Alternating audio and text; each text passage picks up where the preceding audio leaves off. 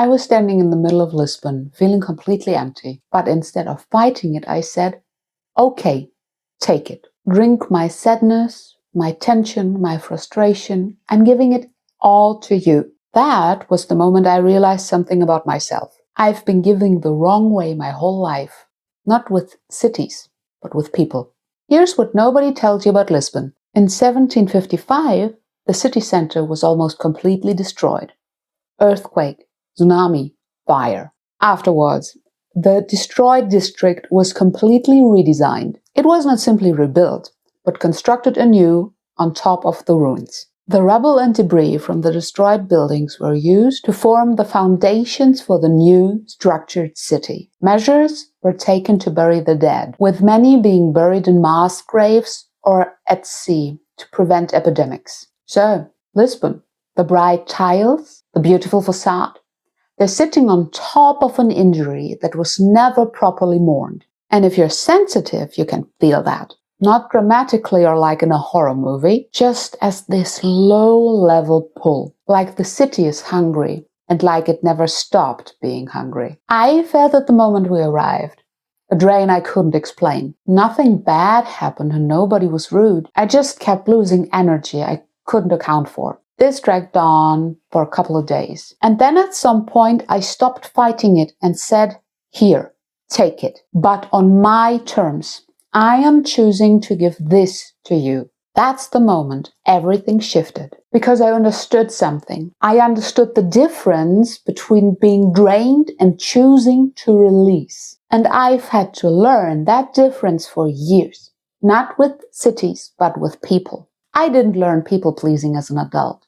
I learned it when I was a kid. My family situation was complicated. And I figured out early, keep the peace, be easy, and don't take up too much space. It worked.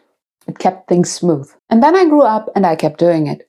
Because people-pleasing isn't just a bad habit, it's a pattern. And patterns don't just disappear, they attract more of the same. The same dynamics, the same people, and the same drain. Lisbon just made that visible in a way I wasn't expecting. Then something small happened at the train station. An old man approached us. We looked lost because we were. He didn't speak English, we didn't speak Portuguese. But he grabbed my arm, pointed at the right train, walked us there, and made sure we got on. He was kind, genuinely kind. And also, he just grabbed my arm without asking. And I let him. Because he meant well and it would have been rude not to. Because that's what you do when someone's trying to help, right? I said thank you and I meant it. And I also noticed I never considered saying, wait, please don't touch me. Not because it was dramatic, it wasn't. But because somewhere in my system, being touched without consent by a well-meaning stranger still felt easier than the discomfort of saying no to someone who was helping me. That's people-pleasing. Not the big dramatic version, but the quiet, everyday version. The one that happens before you even notice it. So, I stood there in Lisbon and made a decision. Instead of protecting myself from the city, I opened up and gave it what it wanted. But consciously and on my own terms. That seems to be a tiny thing, but it's the difference between being drained and choosing to release. And that's what a lot of my work is about. Choosing consciously. It's not about learning to protect yourself from everything, but it's about learning to tell the difference between what's taken from you and what is given freely. And then it's about choosing how you want to go through life. If that story resonated, stick around. We talk about topics like that a lot here. Remember, you're always free to choose. Always.